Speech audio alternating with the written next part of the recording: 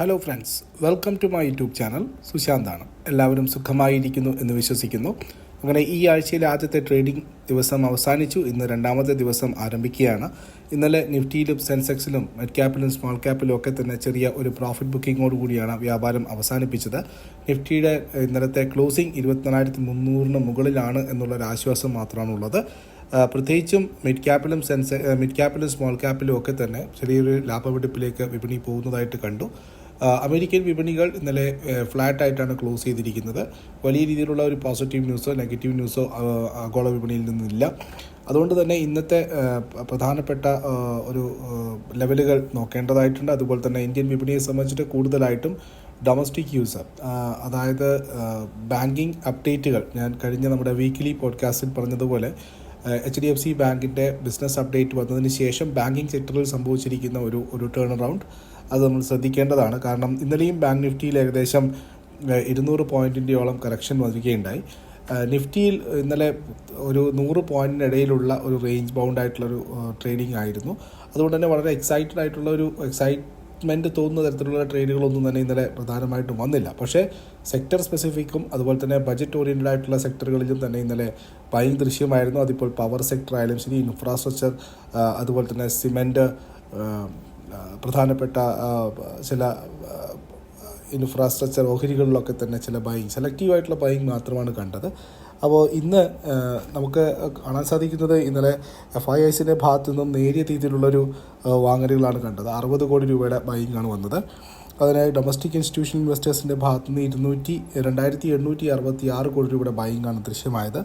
FIIസിൻ്റെ long positions stock ഓപ്ഷൻസിലും അതുപോലെ തന്നെ index ഓപ്ഷൻസിലും പോസിറ്റീവാണ്.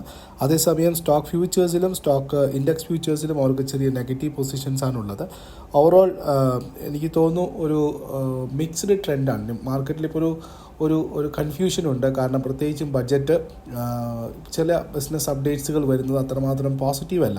എങ്കിലും നെഗറ്റീവ് എന്ന് നമുക്ക് പറഞ്ഞുകൂടാ. ബാങ്കുകളെ സംബന്ധിച്ച് പറയുന്നത് ഡെപ്പോസിറ്റ് ഗ്രോത്ത് കുറച്ച് ചാലഞ്ചിങ് ആണ്. കാരണം ബാങ്കുകൾക്ക് അത്രമാത്രം ഡെപ്പോസിറ്റുകൾ അക്സെപ്റ്റ് ചെയ്യാൻ അല്ലെങ്കിൽ ക്യാൻവാസ് ചെയ്യാൻ പറ്റുന്നില്ല. അതുകൊണ്ട് തന്നെ അവരുടെ ക്രെഡിറ്റ് ഗ്രോത്ത് ചെറിയ പ്രശ്നമായിരിക്കും. ക്രെഡിറ്റ് ഗ്രോത്ത് പ്രശ്നമാവുന്ന സമയത്ത് സ്വാഭാവികമായിട്ടും ഡെപ്പോസിറ്റ് കിട്ടുന്നില്ല, അത് ലോണുകളെ ബാധിക്കും. ലോണുകളെ ബാധിക്കുന്ന സമയത്ത് സ്വാഭാവികമായിട്ടും അവരുടെ നെറ്റ് ഇൻട്രസ്റ്റ് മാർജിനെ ബാധിക്കാൻ സാധ്യതയുണ്ട്.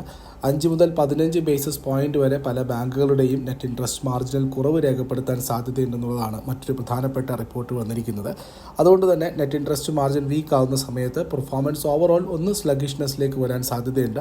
അതിൽ ഇന്നലെ ഇൻഡസിൻഡ് ബാങ്ക് ഓഫ് ബറോഡ പോലുള്ള കമ്പനികളുടെയൊക്കെ തന്നെ ബിസിനസ് ഔട്ട്ലുക്ക് വന്നിരിക്കുന്നത് ഒരു എക്സൈറ്റ്മെൻ്റ് ഉള്ള ഒരു റിസൾട്ട് തന്നെ വന്നില്ല. പ്രത്യേകിച്ചും യെസ് ബാങ്ക് ഒഴിച്ചു കഴിഞ്ഞാൽ മറ്റുള്ള ബാങ്കുകളിൽ നിന്നും തന്നെ വളരെ ഒരു എക്സ്പെക്റ്റേഷൻ, ഇൻഡസിൻഡ് ബാങ്ക് ആയിക്കോട്ടെ, കുറച്ചുകൂടി എനിക്ക് പോസിറ്റീവായിട്ട് തോന്നുന്നത് ലാർജ് ക്യാപിറ്റൽ ICICയും അതുപോലെ തന്നെ ആക്സിസ് ബാങ്കിൻ്റെയും റിസൾട്ടുകൾ. പക്ഷേ ഇതൊരു ബിസിനസ് ഔട്ട്ലൈൻ മാത്രമാണ് വന്നിരിക്കുന്നത്, അതുകൂടി നമ്മൾ കണക്കിലാക്കേണ്ടതുണ്ട്.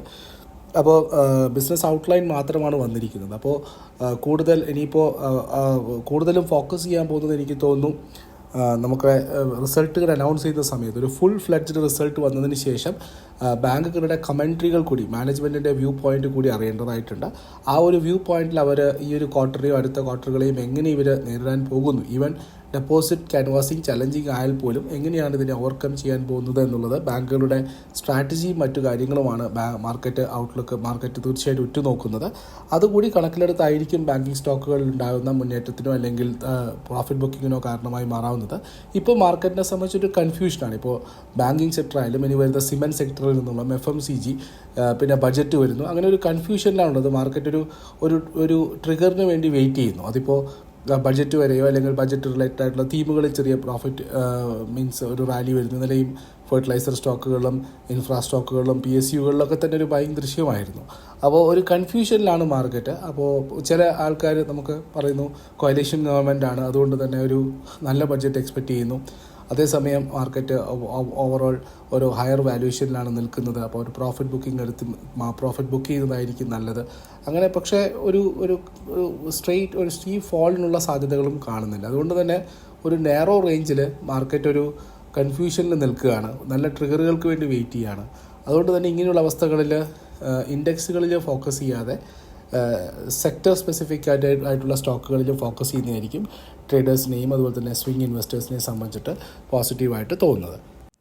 അപ്പോൾ ഇന്നലത്തെ ക്ലോസിംഗ് അനുസരിച്ച് നോക്കുന്ന സമയത്ത് നിഫ്റ്റിയുടെ പ്രധാനപ്പെട്ട ഒരു സപ്പോർട്ട് സോണായിട്ട് നിൽക്കുന്നത് 24,200 250 തന്നെയാണ്.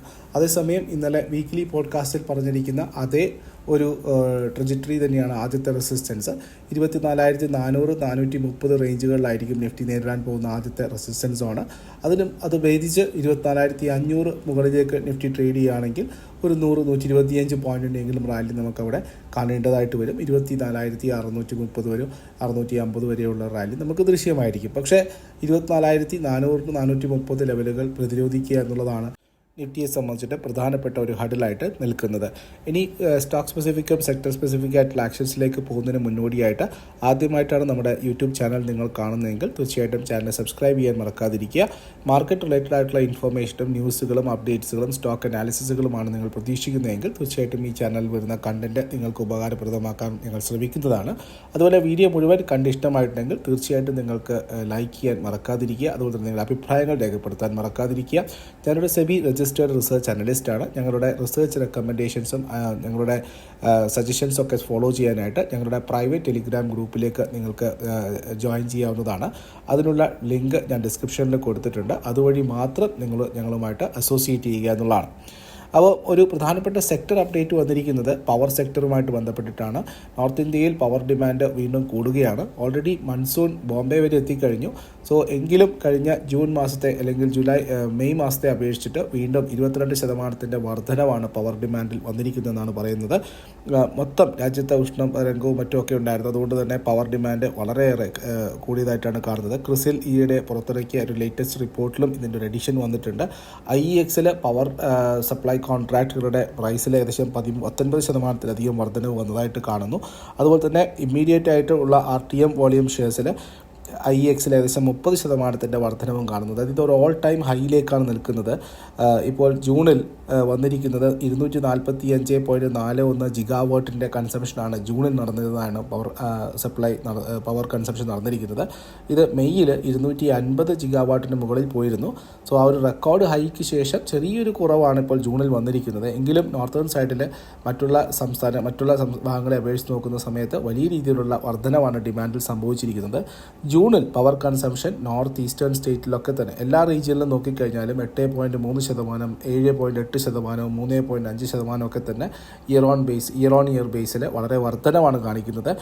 സോ പവർ സെക്ടറിൽ ഒരു ഫോക്കസ് വരാനുള്ള സാധ്യത നമ്മൾ മുൻകൂട്ടി പറഞ്ഞിരുന്നു. അപ്പോൾ ഇതൊക്കെ കാണിക്കുന്നത് പവർ സെക്ടറിൽ വലിയൊരു പാക്കേജോ അല്ലെങ്കിൽ പവർ സെക്ടറുമായിട്ട് ബന്ധപ്പെട്ട ചില കാര്യങ്ങളോ ഈ ബജറ്റിലോ അല്ലെങ്കിൽ വരുന്ന ദിവസങ്ങളിലോ കാണാൻ സാധിക്കും. അങ്ങനെയാണെങ്കിൽ ബെനിഫിഷ്യറി ആയിട്ട് വരാൻ പോകുന്ന കമ്പനികൾ എന്ന് പറയുന്നത് REC, PFC, അതുപോലെ തന്നെ NTPC പോലുള്ള കമ്പനികളാണ്. അപ്പോൾ ഈ കമ്പനികൾ വരുന്ന ദിവസങ്ങളിലും CESC പോലുള്ള കമ്പനികളൊക്കെ തന്നെ വരുന്ന ദിവസങ്ങളിലും ഫോക്കസിലായിരിക്കും. പവർ സെക്ടർ ഓൾറെഡി ഒരു ബുൾ റാലിയിലാണ് അല്ലെങ്കിൽ ഒരു നല്ല രീതിയിലുള്ള റണ്ണപ്പ് നടത്തിയിട്ടുണ്ട്. പക്ഷേ ഈ ഒരു വരുന്ന ഔട്ട്ലുക്കുകളൊക്കെ തന്നെ ഇപ്പം സതേൺ സൈഡിലൊക്കെ അല്ലെങ്കിൽ നമ്മുടെ തെക്കൻ ഭാഗങ്ങളിൽ ഇന്ത്യയുടെ തെക്ക് ഭാഗങ്ങളിൽ മൺസൂൺ ഓൾറെഡി എത്തിച്ചേർന്നതിനാൽ അവിടെ ഡിമാൻഡ് കുറഞ്ഞിട്ടുണ്ട്. കാരണം അവിടെ ഏകദേശം 5.1% കുറവ് പവർ സപ്ലൈയിലേക്ക് പവർ ഡിമാൻഡിൽ കുറഞ്ഞിരിക്കുന്നു എന്നുള്ള വാർത്തകളും വരുന്നുണ്ട്. സോ വരുന്ന ദിവസങ്ങളിൽ അല്ലെങ്കിൽ വരുന്ന മാസങ്ങളിലും അല്ലെങ്കിൽ ചിലപ്പോൾ ബഡ്ജറ്റിൽ പോലും അതിനുള്ള ചില ഉപാധികൾ ഉണ്ടായേക്കാം എന്നുള്ള അനുമാനങ്ങളും വെക്കുന്നത് നമുക്ക് തള്ളിക്കളയാൻ സാധിക്കില്ല. അതുപോലെ ബജറ്റുമായിട്ട് ബന്ധപ്പെട്ട പ്രധാനപ്പെട്ട റിസർച്ച് ഓർഗനൈസേഷനായിട്ടുള്ള ഗോൾഡ്മാൻ സാച്ചിൻ്റെ റിപ്പോർട്ട് പുറത്തേക്ക് വന്നിരിക്കുന്നു. അതിൽ പറഞ്ഞിരിക്കുന്നത് ഈ ബജറ്റ് മിക്കവാറും ജോബ് ക്രിയേഷനും അതുപോലെ തന്നെ ലേബർ ഇൻറ്റൻസീവ്, അതായത് തൊഴിലാളികളെ മാക്സിമം തൊഴിലാളികളെ ഉൾപ്പെടുത്തിക്കൊണ്ട്, അതായത് മെഷീൻസ് കുറച്ചുകൊണ്ട് തൊഴിലാളികൾക്ക് കൂടുതൽ തൊഴിൽ ലഭ്യമാവുന്ന രീതിയിലുള്ള വർക്ക് ക്രിയേഷൻ അല്ലെങ്കിൽ ജോബ് ക്രിയേഷൻ ആയിരിക്കും കൂടുതൽ ഉണ്ടാവുക. അതുപോലെ തന്നെ MSMEയുടെ മീഡിയം ആൻഡ് സ്മോൾ സ്കെയിൽ എൻ്റർപ്രൈസസിൻ്റെ പ്രൊമോഷൻ, സർവീസ് എക്സ്പോർട്ടുമായിട്ട് ബന്ധപ്പെട്ടിട്ട് പ്രൊമോഷൻ, ഫുഡ് സപ്ലൈ ചെയിനുമായിട്ട് ബന്ധപ്പെട്ടിട്ടുള്ള കാര്യങ്ങളിലൊക്കെ ഗവൺമെൻറ് ഫോക്കസ് ചെയ്യാൻ സാധ്യതയുണ്ട്.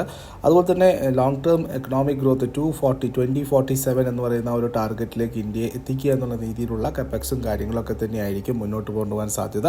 അതേസമയം ഈവൻ ഗവൺമെൻറ് വെൽഫെയർ മെഷേഴ്സിന് എക്സ്ട്രാ സ്പെൻഡ് ചെയ്യേണ്ടി വന്നാൽ പോലും കാപ്പെക്സിലോ അല്ലെങ്കിൽ ഇൻഫ്രാസ്ട്രക്ചറിലോ കോംപ്രമൈസ് ചെയ്യാൻ സാധ്യതയില്ല എന്നുള്ള തരത്തിലുള്ള റിപ്പോർട്ടുകളും വന്നിട്ടുണ്ട്. സോ വിശദമായിട്ടുള്ള റിപ്പോർട്ടുകൾ നമുക്ക് മറ്റൊരു വീഡിയോയിൽ അനലൈസ് ചെയ്യാം. സോ ബജറ്റുമായിട്ട് ബന്ധപ്പെട്ട ചർച്ചകൾ മാർക്കറ്റിൽ ഒരു തരത്തിൽ നടന്നുകൊണ്ടേയിരിക്കുന്നു. അതേസമയം Q1 റിസൾട്ടുകൾ വരുന്നു. ഡെൽറ്റ കോർപ്പ് അടക്കമുള്ള കമ്പനികളുടെ റിസൾട്ടുകൾ വരാനുണ്ട്. ഇൻഫ്ലേഷൻ ഡാറ്റാസ് വരാനുണ്ട് ഈ ആഴ്ച. ഇൻഫ്ലേഷൻ ഡാറ്റ ഈ വെള്ളിയാഴ്ച മാർച്ച് മാസത്തെ അല്ലെങ്കിൽ ജൂൺ മാസത്തെ ഡാറ്റ വെള്ളിയാഴ്ച ഇന്ത്യൻ ഇക്കോണമിയിലെ ഇന്ത്യൻ ഇൻഫ്ലേഷൻ ഡാറ്റ ഫിഗേഴ്സ് വരാനുണ്ട്. US നിന്നും നമുക്ക് വിധമായിട്ടുള്ള ഡാറ്റകൾ വരാനുണ്ട്. അതുപോലെ തന്നെ ഇന്ത്യയിലെ IT ഭീമനായിട്ടുള്ള TCSൻ്റെ റിസൾട്ട് ഔട്ട്ലുക്കും വന്നിരിക്കുന്നത് ഒരു മോഡസ്റ്റ് ഗ്രോത്ത്, അതായത് വലിയ ഒരു എക്സ്ട്രാ ഓർഡിനറി ഗ്രോത്തോ അല്ലെങ്കിൽ താഴെ മീൻസ് ഒരു ചെറിയ ഗ്രോത്തോ ആയിരിക്കും, ഒരു മോഡസ്റ്റ് ഗ്രോത്തുള്ള റിസൾട്ടാണ്. ഒരു വലിയ എക്സൈറ്റിംഗ് ആയിട്ടുള്ള റിസൾട്ട് ആയിരിക്കില്ല എന്നാണ് TCSൻ്റെ ഭാഗത്തു നിന്ന് വന്നിരിക്കുന്നത്. അതായത് പ്രോഫിറ്റ് ആഫ്റ്റർ ടാക്സിൽ 3.5% കുറവ് വരാൻ സാധ്യതയുണ്ട്. റവന്യൂവിൽ 1.5% വർധന വരാൻ സാധ്യതയുണ്ട്. EBITDA മാർജിനിൽ 1.5%-ലധികം കുറവ് വരാനാണ് സാധ്യത എന്നുള്ളതാണ്. പ്രത്യേകിച്ചും സാലറി ഹൈക്ക് അല്ലെങ്കിൽ എംപ്ലോയീസ് കോസ്റ്റ് കൂടുന്നത് കൊണ്ട് തന്നെ മാർജിൻ പ്രഷർ വരാനുള്ള സാധ്യതകളും കണക്കാക്കുന്നു. സോ റവന്യൂയിലും മറ്റും തന്നെ പോസിറ്റീവായിരിക്കും ഇമ്പാക്റ്റ് എങ്കിലും മാർജിൻ പ്രഷർ നേരിടാൻ IT ഫേമുകളും തയ്യാറായിരിക്കും എന്നുള്ള സൂചനകളാണ് TCSൻ്റെ റിസൾട്ടുകൾ നൽകുന്നത്. ഇത് മൊത്തത്തിൽ മാർക്കറ്റിന് അത്രമാത്രം ഒന്നും ഡൈജസ്റ്റ് ചെയ്യണം എന്നില്ല. കാരണം ബാങ്കിങ് ഓൾറെഡി നെഗറ്റീവ് അല്ലെങ്കിൽ ഒരു സ്ലൈറ്റ്ലി ഒരു ബാരിഷ് ലുക്കാണ് ബാങ്കിങ് ഔട്ട്ലുക്ക് ഈ ഒരു ക്വാർട്ടറിൽ നൽകിയിരിക്കുന്നത്. അതിപ്പോൾ IT-യിൽ നിന്ന് വരുന്ന സൂചനകളും അതുപോലെ ഒരു മിഡ് ടു ഒരു വലിയൊരു എക്സൈറ്റ്മെൻറ്റുള്ള റിസൾട്ടുകൾ വരുന്നില്ല എന്നുള്ളത് പ്രാധാന്യമുള്ളതാണ്. അതുപോലെ FMCG മീൻസ് NBFCകളുമായിട്ട് ബന്ധപ്പെട്ട നോൺ ബാങ്കിങ് ഫിനാൻസ് കമ്പനികളുമായിട്ട് ബന്ധപ്പെട്ട ബിസിനസ് ഔട്ട്ലുക്കുകളും വലിയ പോസിറ്റീവ് അല്ല. ഒരു Q1 ഒരു മ്യൂട്ടഡ് Q1 ആയിരിക്കും. ലോൺ ഡിസ്പേഴ്സ്മെൻറ്റ് കുറയാനുള്ള സാധ്യതകൾ ഉണ്ടാവും എന്നുള്ള സൂചനകളാണ് നൽകുന്നത്. അവരും പറയുന്നത് ഈ സീസണൽ ഫ്ലക്ച്വേഷൻസും അതുപോലെ തന്നെ മൺസൂൺ പിന്നെ കൊമേഴ്ഷ്യൽ വെഹിക്കിളുകളുടെ സെയിൽസ് കുറഞ്ഞതും NBFCകളെ ലോൺ ഡിസ്പേഴ്സ്മെൻറ്റിനെ ബാധിക്കാൻ സാധ്യതയുണ്ടെന്നുള്ളതാണ്. അപ്പോൾ ഇതൊക്കെ ഇങ്ങനെയുള്ള അനുമാനങ്ങൾ വരുന്നത് മാർക്കറ്റിനെ സംബന്ധിച്ചൊരു കൺഫ്യൂഷനിലേക്ക് വരും. പിന്നീട് തീർച്ചയായിട്ടും മാർക്കറ്റ് ബജറ്റിലേക്ക് കോൺസെൻട്രേറ്റ് ചെയ്യാനുള്ള സാധ്യത. അപ്പോൾ ഈ ഒരു മൊത്തത്തിലുള്ള കാഴ്ചപ്പാടുകളാണ് പ്രശ്നമായിട്ട് വരുന്നത് ചെറിയ രീതിയിലെങ്കിലും. അപ്പോൾ ഇതൊക്കെ തന്നെയാണ് ഞാൻ കൂടുതലായിട്ടുള്ള വാർത്തകൾ ഉൾപ്പെടുത്തുന്നില്ല. അപ്പോൾ ഞാൻ ഉദ്ദേശിക്കുന്നത് മാർക്കറ്റിനെ സംബന്ധിച്ചിട്ട് ഒരു ഓൾ ടൈം ഹൈയിലാണുള്ളത്. വാല്യൂഷൻ വൈസും കുറച്ച് ഒരു ഓവർ ആൻഡ് അബവ് ആണ്. അപ്പോൾ ചെറിയ രീതിയിലുള്ള പ്രോഫിറ്റ് ബുക്കിംഗ് വേണമെങ്കിൽ നമുക്ക് നടത്താം. പിന്നെ മിഡ് ക്യാപ്പ് സ്മോൾ ക്യാപ്പ് ഓഹരികളിൽ ഔട്ട് പെർഫോമൻസ് തുടരും. ലോങ് ടേം ട്രെൻഡ് പോസിറ്റീവ് തന്നെയാണ്. അതിൽ നിന്നും ബാരിഷ് ലുക്കിലേക്കൊന്നും വന്നിട്ടില്ല. ഇതൊക്കെ ഒരു ബിസിനസ് അപ്ഡേറ്റുകളും മറ്റും തന്നെയാണ്. HDFC ബാങ്കിനെ സംബന്ധിച്ചിട്ട് നമ്മളിപ്പോൾ കഴിഞ്ഞ 1, 2, 3 മാസങ്ങളായിട്ട് മേടിച്ചവരെ ഇങ്ങനെ ഒരു കഴിഞ്ഞ 5, 6 മാസങ്ങളായിട്ട് മേടിച്ചവരെ സംബന്ധിച്ചിട്ടൊരു പ്രോഫിറ്റ് കിട്ടിയിട്ടുണ്ട്. നേരെ മറിച്ച് HDFC ബാങ്ക് ഒരു 5 വർഷത്തേക്ക് ഹോൾഡ് ചെയ്യാനുള്ള താല്പര്യത്തോടുകൂടി മേടിച്ചവരെ സംബന്ധിച്ചിട്ട് ഇപ്പോഴും ഒരു പ്രോഫിറ്റ് ബുക്ക് ചെയ്യണമെന്നൊന്നും ഞങ്ങൾ അഡ്വൈസ് ചെയ്യുന്നില്ല. കാരണം ഒരു ക്വാർട്ടർലി ബിസിനസ് അപ്ഡേറ്റ്സ് വന്നതുകൊണ്ടോ ഒന്നും തന്നെ ബാങ്കിന് നമുക്ക് വിമർശിക്കാനോ ഒന്നും പറ്റില്ല. അതുപോലെ തന്നെ SBI ഇങ്ങനെയുള്ള ഒരു കറക്ഷൻസ് വരികയാണെങ്കിൽ ആ ഒരു സമയത്ത് SBI പോലുള്ള ഓഹരികളിൽ HDFC, ICICI, axis, federal bank പോലുള്ള ഓഹരികളിലൊക്കെ തന്നെ പോസിറ്റീവായിട്ടുള്ളൊരു മൊമെൻറ്റം ക്രിയേറ്റ് ചെയ്യാൻ ശ്രമിക്കുക എന്നുള്ളതാണ് ശ്രമിക്കാനുള്ളത്. ഇതൊരു NBFCകളും IT-ലും ഒക്കെ തന്നെയുള്ള റിസൾട്ട് ഔട്ട്ലുക്കുകൾ വളരെ പ്രാധാന്യമാണ്. മാർജിൻ എത്രമാത്രം ഇവർക്ക് വർദ്ധിപ്പിക്കാൻ സാധ്യതയുണ്ടെന്നുള്ളതാണ് ഒരു കാര്യം. ഇതൊക്കെയാണ്. ഇനി ബഡ്ജറ്റ് സ്പെസിഫിക് ആയിട്ടുള്ള ഫോക്കസ് ആയിട്ടുള്ള തീമുകൾ ഇപ്പോഴും പോസിറ്റീവ് തന്നെയാണ്. റെയിൽവേ ആയാലും ഇപ്പം ജൂപ്പിറ്റർ വാഗണൊക്കെ ഫണ്ട് റൈസിങ്ങുമായിട്ട് ബന്ധപ്പെട്ട QIP എമൗണ്ടൊക്കെ ഇഷ്യൂ ചെയ്തിട്ടുണ്ട്. കൂടുതൽ കാര്യങ്ങൾ നമ്മുടെ ഗ്രൂപ്പ് മെമ്പേഴ്സിനും മറ്റുമൊക്കെ ആയിട്ട് ഞാൻ അപ്ഡേറ്റ് ചെയ്യാം. കൂടുതൽ നല്ല വാല്യൂ പിക്കുകൾ പ്രത്യേകിച്ചും ബഡ്ജറ്റ് ഓറിയൻറ്റഡ് ആയിട്ടുള്ള കാര്യങ്ങളൊക്കെ തന്നെ നോക്കേണ്ടതായിട്ടുണ്ട്. അപ്പോൾ മറ്റൊരു വീഡിയോയുമായിട്ട് കാണാം. നിങ്ങൾ ട്രേഡേഴ്സിനെ സംബന്ധിച്ചിട്ട് ഏറ്റവും കൂടുതൽ ശ്രദ്ധിക്കേണ്ടത് ഇതാണ്. ലെവലുകൾ നോക്കുക. 23,000, 24,400, 430. അതുപോലെ തന്നെ 500-ന് മുകളിൽ ഒരു 120 പോയിൻറ്റിനെങ്കിലും ഒരു റാലി നമ്മൾ പ്രതീക്ഷിക്കുന്നു.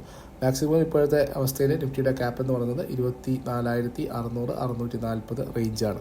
അതേസമയം ഡൗൺ സൈഡിൽ 24,200, 280 വളരെ സ്ട്രോങ് ആയിട്ടുള്ള ഒരു സപ്പോർട്ട് സോണായിട്ടും നിഫ്റ്റി ആക്ട് ചെയ്യുന്നു. കൂടുതൽ ഈ പറയുന്ന ബിസിനസ് ഔട്ട്ലുക്കുകളും അതുപോലെ തന്നെ റിസൾട്ടുകളും ഒക്കെ തന്നെയാണ് ഫോക്കസിൽ വരുന്നത്. ഇപ്പോൾ ടാറ്റ എലക്സി വരുന്നു, TCS വരാൻ പോകുന്നു. റിസൾട്ട് ഔട്ട്ലുക്കുകളൊക്കെ തന്നെ മേജറായിട്ട് മാർക്കറ്റിനെ പ്ലേ ചെയ്തേക്കാം. സെക്ടർ സ്പെസിഫിക് ആയിട്ടുള്ള കാര്യങ്ങളും മറ്റുമൊക്കെ തന്നെ മറ്റു വീഡിയോയിലേക്ക് അപ്ഡേറ്റ് ചെയ്യാം. എല്ലാവർക്കും വീഡിയോ കണ്ട എല്ലാവർക്കും നന്ദി. നിങ്ങൾക്ക് വീഡിയോ ഇഷ്ടമായിട്ടുണ്ടെങ്കിൽ തീർച്ചയായിട്ടും നിങ്ങളുടെ കമൻറ്റ് രേഖപ്പെടുത്താൻ മറക്കാതിരിക്കുക. ഗ്യാസ് കമ്പനികളെ സംബന്ധിച്ച് പോസിറ്റീവാണ് കേട്ടോ. കാരണം ഇന്ന് CNG, PNG പ്രൈസുകളൊക്കെ തന്നെ MGL കൂട്ടിയിട്ടുണ്ട്. അതിൻ്റെ ഒരു ഇമ്പാക്റ്റ് ഗ്യാസ് പ്രൈസിൽ വരും. ഇന്നലെ ഗെയിലിൽ വലിയൊരു ബ്രേക്ക് ഔട്ട് നടന്നു. 221 മുകളിലേക്ക് വരികയുണ്ടായി. സോ എനിക്ക് തോന്നുന്നു 224, 223 റേഞ്ചിൽ വേണമെങ്കിൽ നമുക്ക് ഗെയിലിന് സബ്സെക്ടമായിട്ടുള്ള സപ്പോർട്ട് സോണാണ്. 231 മുകളിൽ നിഫ്റ്റി ഗെയിലിന് ചിലപ്പോൾ 240 വരെ അങ്ങ് പോകാനുള്ളൊരു സ്ട്രെങ്ത് കിട്ടിയേക്കാം. അതുപോലെ തന്നെ ഫെർട്ടിലൈസർ സെക്ടറിൽ ചോളമണ്ഡലം കോറമണ്ഡൽ ഫെർട്ടിലൈസേഴ്സ് ഈ സ്ട്രോങ് ആയിട്ട് തോന്നുന്നു. കോറമണ്ഡൽ ഫെർട്ടിലൈസറിലും ഒരു സ്ട്രോങ് ആയിട്ടുള്ള ഒരു അപ്പ് ട്രെൻഡുള്ള സാധ്യതകൾ കാണുന്നു. പ്രത്യേകിച്ചും ഫെർട്ടിലൈസർ പാക്ക് അപ്ലൈ ചെയ്യാൻ സാധ്യതയുള്ളതിനെ സംബന്ധിച്ചിട്ട് ഓൾറെഡി ചമ്പലും ഫെർട്ടിലൈസറൊക്കെ മൂവ് ചെയ്തിട്ടുണ്ട്. പക്ഷേ എനിക്ക് കുറച്ചുകൂടി കൺവിക്ഷൻ തോന്നുന്നത് ഈ പറയുന്ന കോറമണ്ഡൽ ഫെർട്ടിലൈസറിലാണ്. ഓക്കെ, ഇതൊരു സെൽ റെക്കമെൻഡേഷനാണ്, ബൈ ഓർ സെൽ റെക്കമെൻഡേഷൻ അല്ല. നിങ്ങൾ തീർച്ചയായിട്ടും നിങ്ങളുടെ അനലൈസിന് ശേഷം മാത്രം ഒരു വ്യൂ എടുക്കുക. മറ്റൊരു വീഡിയോ ആയിട്ട് കാണാം. മറ്റൊരു വീഡിയോ ആയിട്ട് കാണുന്ന എല്ലാവർക്കും നന്ദി, നമസ്കാരം. Thank you.